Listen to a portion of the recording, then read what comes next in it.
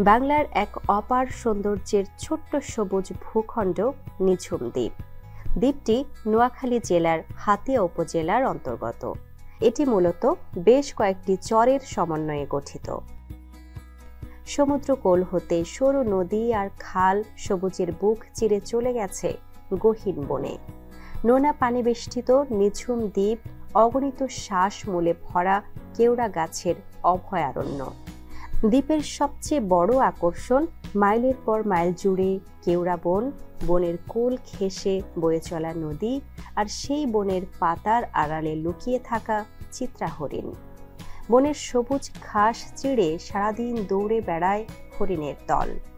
দ্বীপে হরিণ ও মহিষ ছাড়া অন্য কোনো হিংস্র প্রাণী নেই।